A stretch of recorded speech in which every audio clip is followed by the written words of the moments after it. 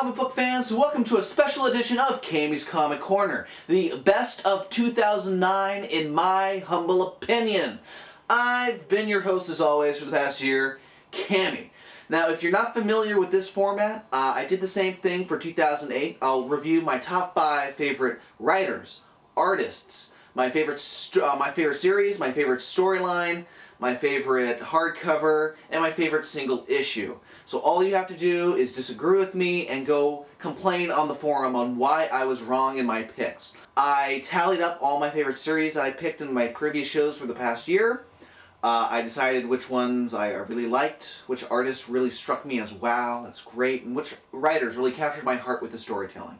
So now on to my top 5 writers. And starting off, we have Mr. Ed Brubaker. In the past year, Mr. Brubaker has been writing Captain America, Daredevil, Criminal, Incognito, Captain America Reborn, and the Marvels Project. He's been a busy boy. The thing I really enjoyed about Mr. Brubaker in general is his run on Criminal. It's noir, it's crime, it's back in this day and age, when it used to be something of just you read in the past, in the 50s, when comics were just starting out. Now he's completely revolutionized it, and even so that he came out with Incognito this year as well.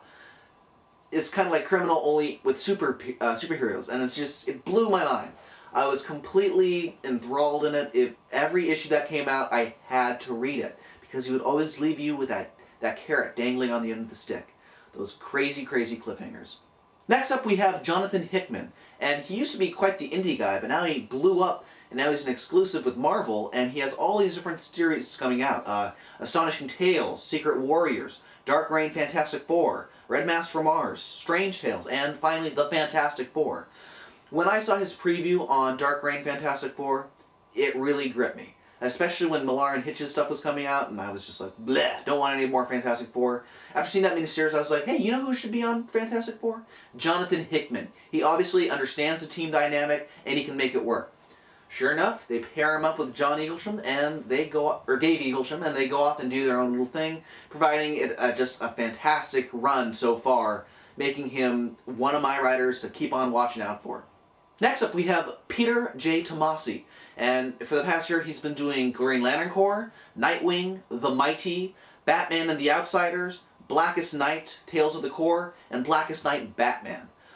He captured my heart in 2008 with Green Lantern Corps and Final Crisis Requiem. Now he's back, proving that he doesn't need to just stay with DC superheroes. He can make up his own superhero. Like The Mighty, it's been such a fantastic series this past year because he's been writing this dark version of Superman, of this world, and he makes it work. It's creepy, it's terrifying, and plus his stuff on Blackest Night, Tales of the Corps, and Green Lantern Corps.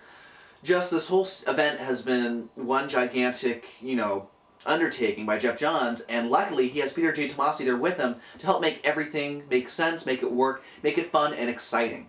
Next up we have Mark Waid, and he's been really busy this year with The Amazing Spider-Man, The Incredibles, Irredeemable, Jersey Gods, Cyberforce Hunter Killer, Captain America, The Unknown, Incorruptible, Strange, and Batman in Barcelona.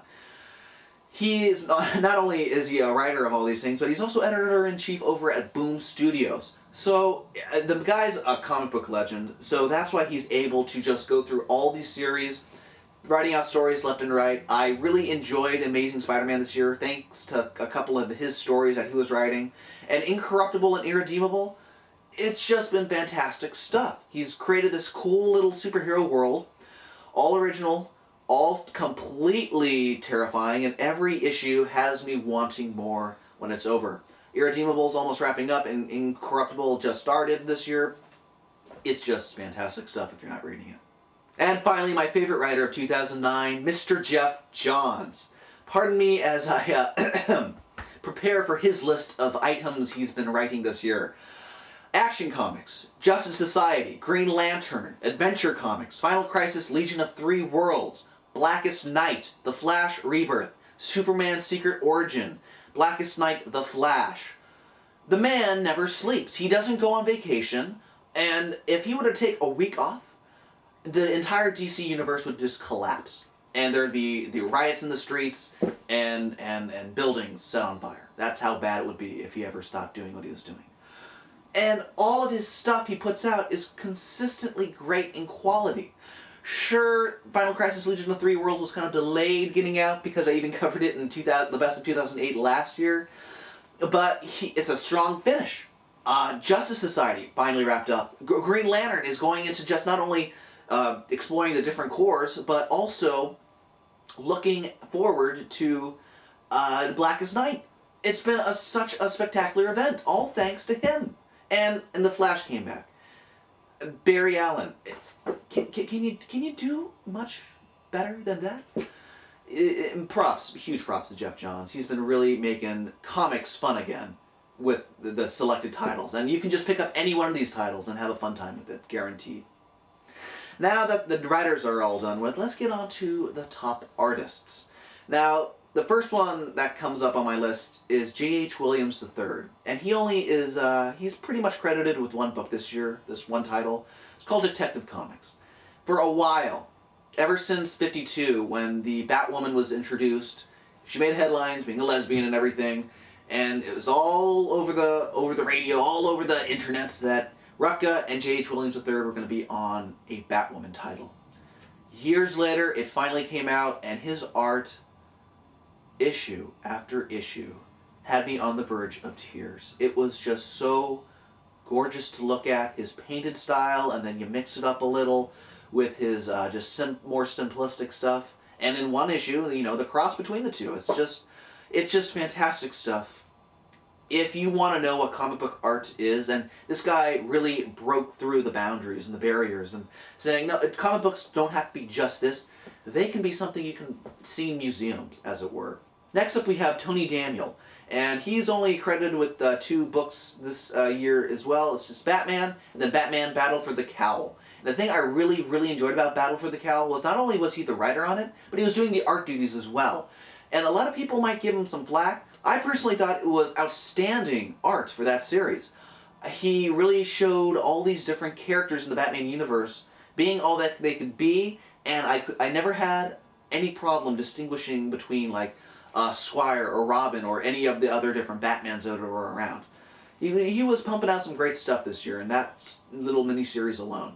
Next up we have Sean Phillips. And Sean Phillips was also onto a series this year. You know, it's not the quantity, it's the quality of the series. And he was on Incognito and Criminal the Sinners. Both just have that style, that feeling, that when you see it, you really just get so caught up in the art, and you're like, oh, this totally fits the writing style of Ed Brubaker. And funny enough, Ed Brubaker was writer on both of those. But yes, Sean Phillips' art was just fantastic, thanks also to Val Staples' colors. But, you know, he really can show that noir in comics does in fact work. Next up we have Eric Powell, and he's mainly known for this year the Goon, Creepy, Dethklok versus the Goon, House of Mystery, and his own creator-owned series, Chimichanga.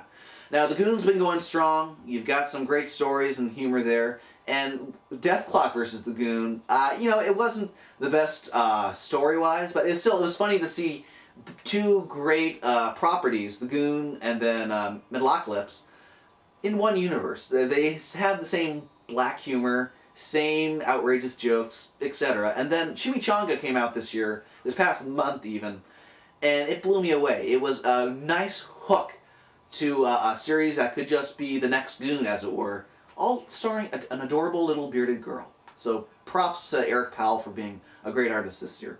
And finally, one of my favorite artists of the year is Mr. Gabriel Bach. His credits for the year include The Umbrella Academy Dallas, B.P.R.D. 1947, and Day Tripper. Day Tripper was a little collaboration with him and his brother Fabio Moon. It looks great so far. There's only one issue, but it's the stuff that he and his brother were also doing on B.P.R.D. 1947 and The Umbrella Academy Dallas. Umbrella Academy Dallas has been just going full steam ahead, cranking out issue after gorgeous issue. And B.P.R.D. 1947, it's so nice how his style and his brother's style can just perfectly blend into one book and make you not have to, like, you know, it doesn't take you out of the book to go, wait, there's 2 different art styles going on here. It all flows together quite nicely.